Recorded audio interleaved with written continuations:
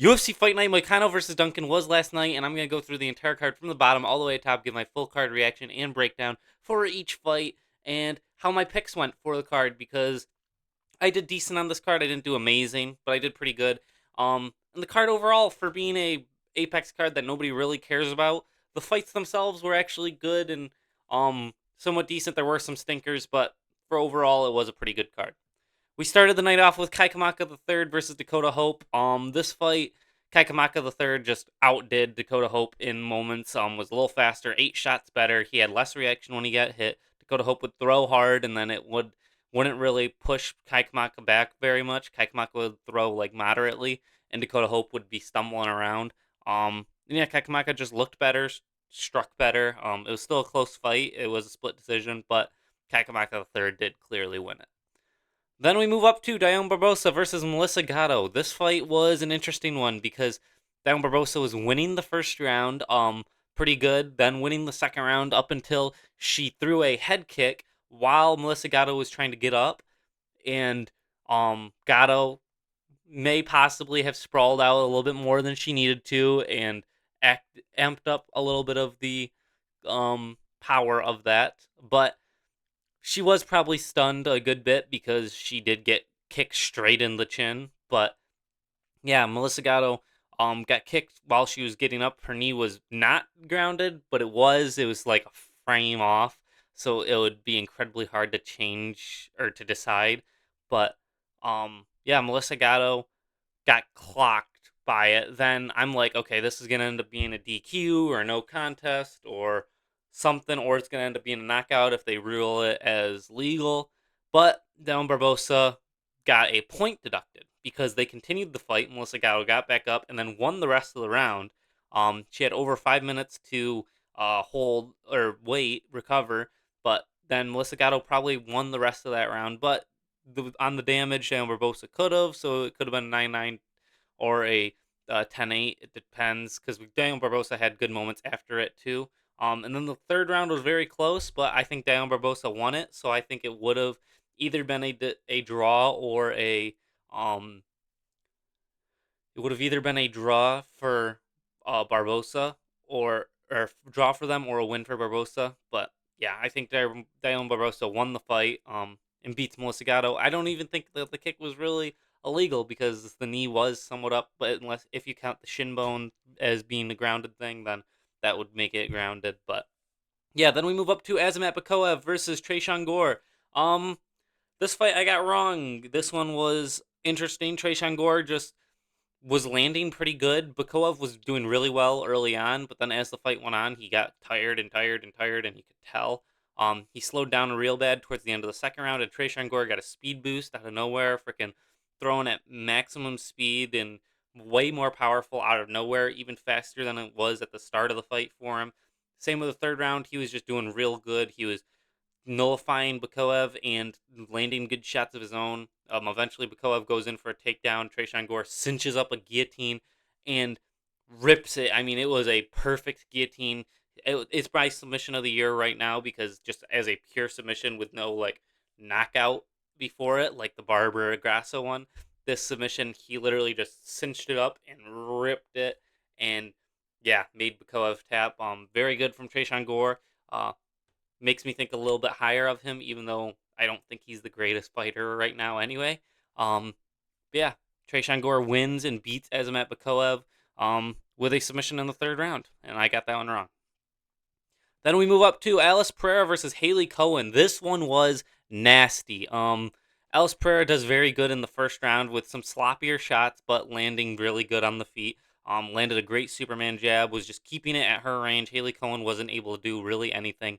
She was going for takedowns and clinches, and she just wasn't able to do it. Alice Pereira would shuck her off, and then would land good punches coming in or hooks, big looping hooks. But Alice Pereira was landing good. Then the second round was more of the same, where Pereira was landing better, moving in, blitzing in. Haley Cohen wasn't really doing anything at all. And yeah, there was not much between them. And Alice Pereira just did great. And then in the second round, after they got up from a grappling exchange, this is what happened where Alice Pereira just sticks her knee right up. straight because she's so tall. She just sticks her knee straight up and it's able to hit the chin of Cohen almost standing straight up there and knocks her out, just completely flattens her out. And it was a crazy knockout. Great job from her. Probably knockout of the night. Um, and it was awesome. It was a great shot by her. And yeah, she sleeps Haley Cohen. One of the best knockouts of the year. So far. I think the Grasso Barber one might be better than it, but this one is definitely in that conversation right now. With the Dobert versus Michael Johnson because that knee was just crazy. She reached it straight up to Haley Cohen's chin and just she flew backwards. So yeah, great job from Alice Pereira and a good win. Got it right. And yeah, then we move up to Lando Venata versus Darius Flowers.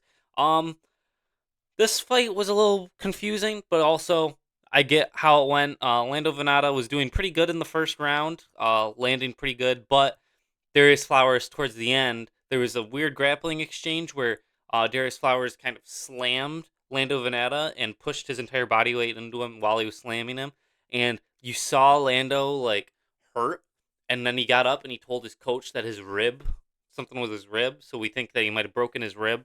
Um, and then going into the second round, Venata's doing good, but you kind of had that idea of once he gets hit in the body, it's going to be hard for him to keep going. And then they started grappling, and Darius Flowers gets a takedown, and when they hit the ground, Lando literally like almost yelps or groans, and you can see on his face he's wincing and in pain. And then shortly, Flowers takes that as okay, land some good shots, and this is over. And he lands a couple shots. The fight gets stopped because Lando Venata probably broke his rib, but he was doing good in the first round. It's just one of those things, you get hurt. Darius Flowers did a good slam and hurt him with it, and yeah, finished the fight. So Darius Flowers got that one, and I got that one wrong. But yeah, overall, for how long it lasted, it wasn't the worst fight, but it wasn't a great fight either. And yeah, good job to Darius Flowers. Then we move up to Alessandro Costa versus Stuart Nickel. This fight, I believe, might have gotten a performance bonus, which we'll get to it later. Um, Estevan versus Ewing way more deserves it. I don't know if that one ended up getting anything, but it should have. But yeah, Alessandro Costa versus Stuart Nickel. This one I got right. This is kind of how I expected it. I didn't expect Stuart Nickel to really do anything of note in this fight, and he didn't. Even though the shots landed were pretty much the same. Um, and technically they're saying that he landed more significant shots, but there was really no offense from Stuart Nickel in this. Alessandro Costa was landing really good. His shots were obviously hurting Nickel more. Um, and Costa was mixing it up good, had some good moments on the back, and then with a I'm skipping through this fight pretty quickly because honestly, there's not too much to remember from it. But it was a good performance. It was a fun fight. That's the more important thing. It was a fun fight. Wasn't the greatest fight ever, but it was a fun fight. And Alessandro Costa lands the perfect liver shot. There's Ethan Ewing's later was a great liver shot. This one was the perfect placement liver shot in the middle of the cage. Um, Even though I think Ethan Ewing's performance was 10 times as good as this, and we'll get to that when we get to it because I'm going to have to talk about that for a while. But Alessandro Costa, perfect shot and looked really good out there. The level of competition was not that impressive, so it's hard to really rate him because Stuart Nickel is just not that good. But yeah, Alessandro Costa wins with a liver shot knockout. Crazy. We got two of them on this card, one there and one later. But yeah, very good from Alessandro Costa, and I got that one correct. Then we move up to Guilherme Pat versus Thomas Peterson. This fight was strange. Thomas Peterson clearly won this fight. It could have been a draw. I was thinking it was going to be a draw. At parts of it, I thought, but I did. I was more convinced that it would be Thomas Peterson because Guilherme Pat really didn't land anything, didn't throw anything. The final round was a 10-8. And so it could have been a draw based on that, but Thomas Peterson just was more active. Guilherme Pat did nothing. That was the story of the fight. Not really much to talk about. Thomas Peterson could have probably finished this fight if he went a little harder in certain moments, but yeah, Guilherme Pat had literally nothing for him, and Thomas Peterson blobbed his way through. That's pretty much the only thing to say about this fight. I mean, it was 25 strikes total to 164 and 17 to 28 significant, one knockdown for Thomas Peterson. it was an okay whatever heavyweight blob fest win. Where Guillermo Pat literally had nothing for him on the feet or on the ground. And so yeah, the prelims I went 4 for 3, 4 4 3, where I got 4 right, 3 of them wrong, and we moved up to the main card, not starting it out good. With Jose Delano versus Robert Uchala. I went with Robert Uchala to win this fight because I had a feeling he was going to be able to do some a little bit better at using his kicks, staying out, and defending himself. But Jose Delano looked good out there. Was landing good shots. Was um, peppering him pretty hard. Was landing pretty much at will on his face. Anytime they got close to each other, Ruchala looked like he was lost in the clinch. And Delano would just land like 2 3 shots as they were exiting the clinch. And piled it on, and Delano just outclassed in more majority of the moments. Ruchala had good moments for sure, and he was winning it at certain points, but it was obvious that Jose Delano was just a better fighter in a league of his own. Um, and yeah, uh, Jose Delano wins this fight. I guess there wasn't really much to say other than it was a somewhat fun fight. Again, a lot of these fights on this card were fun fights. The Pat Peterson fight was pretty slow. The Barbosa Gatto was slow-ish. And then there's the co-main event was very slow. But a lot of these fights tonight were very good. So yeah, Jose Delano wins over Robert Uchala, and I start off my main card with a wrong pick. Then we have Tommy Gun McMillan versus Manolo Zacchini. Yeah, Tommy McMillan goes out there and just throws down. These guys did not look very good as far as like technicality. But they were both really tough. Manolo just had less for Tommy Gun. Tommy would land great shots, and then get hit by a few that he shouldn't have, and you could see the openings. Like if this was like a Alexandre Taporia, I know that's not the right weight class now. It would be bantamweight, but like there's a lot of fighters like I think it Diego Lopez to give somebody up at the high end, Gene Silva, they catch Tommy McMillan bad in a lot of those moments. But Tommy has the toughness and he's willing to just go put it all on you. And that's what he did. He'd had a great debut. It was a very, very, very fun round. He was just slinging. It might have been round of the year so far, other than maybe in the Jones Sola fight. That one probably had better rounds. But this is in that conversation. It was great. McMillan just threw down. He threw all he had, landing great shots, was just barely dipping it out of the way of some of Manolo's, and yeah, gets the round one finish.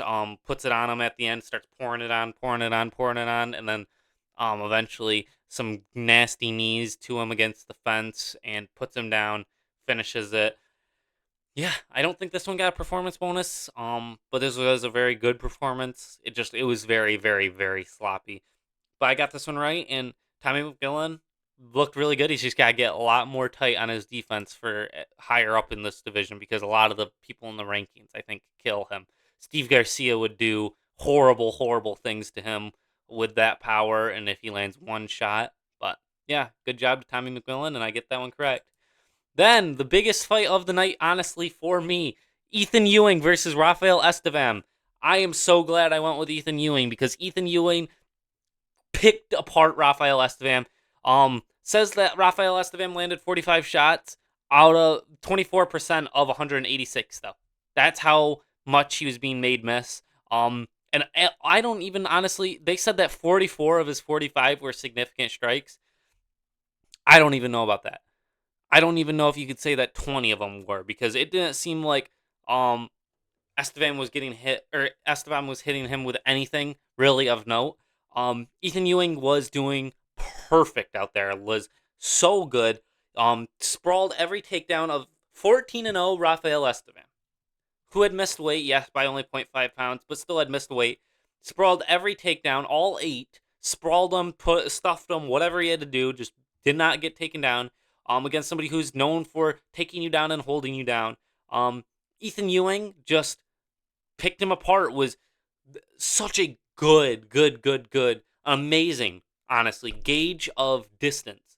In the space, the void, he knows how to gauge it so well that he's like throwing his shot and then immediately just barely enough out of the way of Esteban, where Esteban thinks I can hit him here, would throw like an overhand, and it literally just whiffs like an inch in front of Ethan Ewing's face.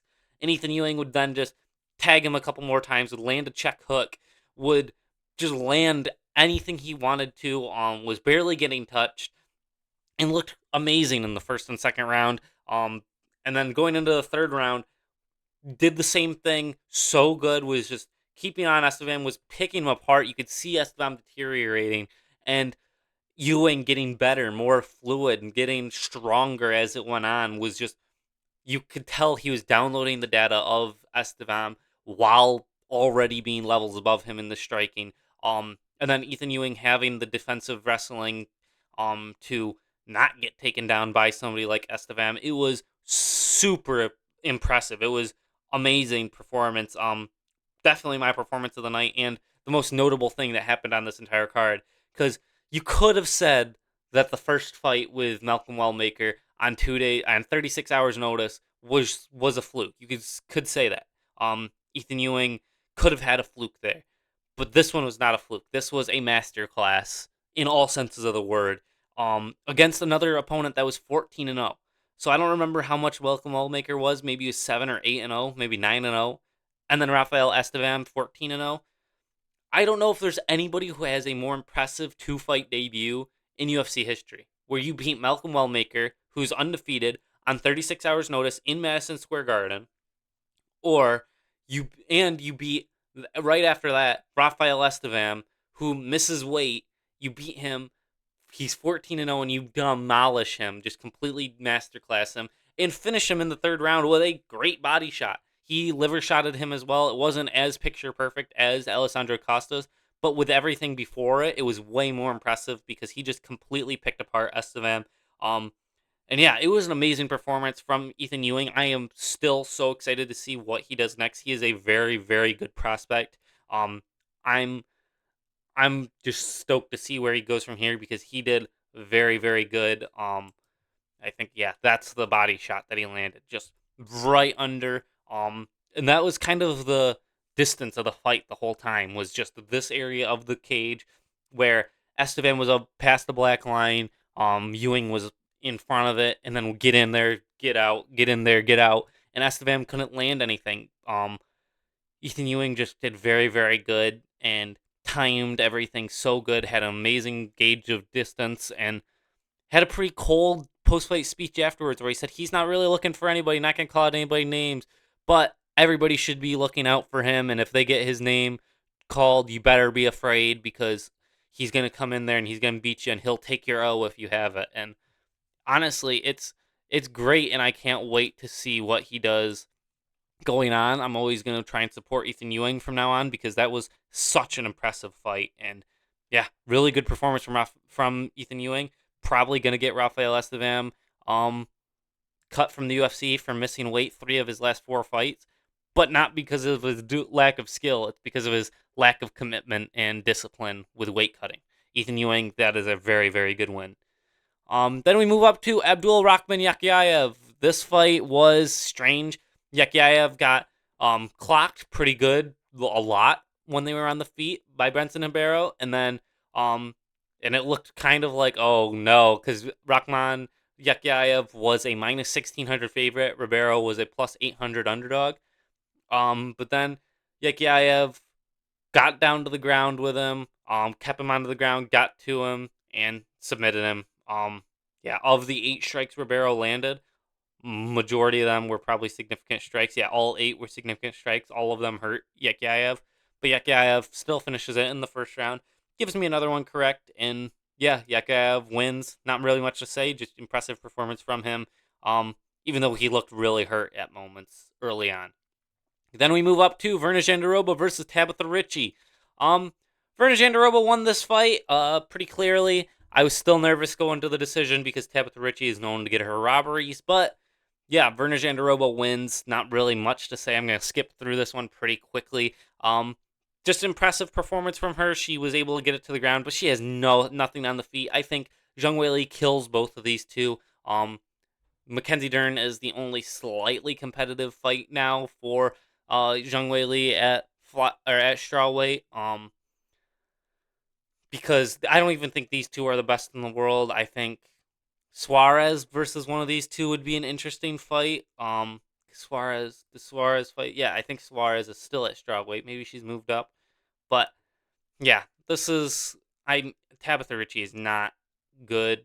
Um, Not good enough to beat Jandaroba. Jandaroba's not good enough to beat Dern, and I don't think Dern will be good enough to beat Zhang Weili. Um, but yeah, Ivana Jandaroba wins. Pretty boring fight. Tabitha Ritchie was landing good on the feet. In the third round, you could see she was snowballing into it, but it was too little too late. And yeah, Ivana Jandaroba wins the decision in a pretty boring fight, and by far the most boring of the entire night. Then we move up to the main event of the evening. Renato Moicano takes on Chris Duncan, and I got another main event wrong. But I am very glad I did because it's Moicano. Don't want to vote against Moicano. Um, Dan Hooker versus Moicano is probably my guess for what's going to be next. Because Moicano goes out there and just puts a beating on Chris Duncan. The first round, Duncan lands literally nothing. Moicano was landing way better. Just piping him with this jab, with the backhand, with everything, landing decent kicks, getting in good clinches. And Duncan just was whiffing on most of his shots. Would land a slight head kick here, a slight body shot there, and then that was about it. And Moicano landed really good. Then going into the second round, Moicano just kept it on him, kept jabbing him.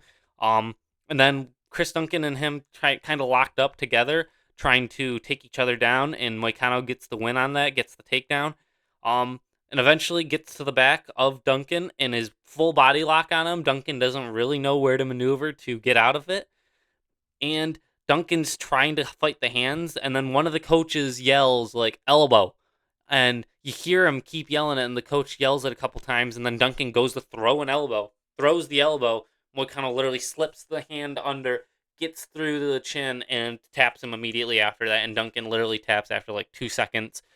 Doesn't fight the hands or anything. And yeah, Moicano wins.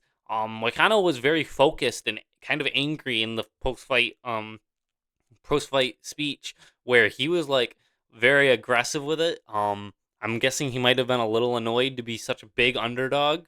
Or such not that he was odds wise a big underdog, but in most people's minds, thinking that he was just gonna get ran through here or get the pace put on him. And no, Moicano put the pace on Duncan.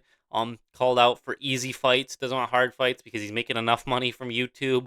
And says like Paddy Pimblett, easy money. Dan Hooker, easy money. I wouldn't be surprised if they do Dan Hooker versus Moicano, and then the winner of that maybe eventually gets a Paddy Pimblett fight. But or maybe they do Moicano versus Pimblett because then you get Pimblett another chance to come back and win. And Dan Hooker's not getting a shot up after his losses. But yeah, you gotta see. Moicano wins again, and he's coming for Islam Makhachev again, I guess. There's not really much to say other than Moicano just looked really good out there, put levels on Chris Duncan, and showed that he is better than that level of competition. It's another really incorrect main event for me, and yeah, there's still next week where hopefully I don't get that one wrong because I actually care about that one. I won't. You probably know who I want to win, but I'm not gonna say it yet. But yeah, we still have next weekend, and yeah, Moicano wins. Pretty good performance. Honestly, the standout of the entire night for me was Esteban versus Ewing. Ewing really impressed me. Really great performance. Still excited to see where he goes from here on out. And he's one to follow because he is a very good prospect in the bantamweight division. Even though that division is really difficult, if he keeps growing into it, he can be a future top contender. And I wouldn't be surprised if in like 2 years from now we see Ethan Ewing fighting for the title. If he keeps on this momentum. So, yeah, that was the entirety of Moicano versus Duncan. I forgot to show this picture, but Moicano after submitting Duncan, really good job from him. And yeah, that was it. A good card quality wise. Fights were majority of them were fun, like 2 or 3 boring ones, but the majority of them were fun. Ewing had a great performance. Duncan just ran through. McMillan, very good performance. Alice Pereira, great knockout. Trayshawn Gore, great submission. And yeah, that was most of the card. Fun fights, some slow fights, and um, yeah, I think I went 1, 2, 3, 4, 5, 6, 7, 8. 8, 1, 2, 3, 4, 5, 8 for 5. So that's 8 of 13, right? And yeah, that's the entire card. Thank you for watching, and like, follow, share, whatever you can do. Have a good night, and bye.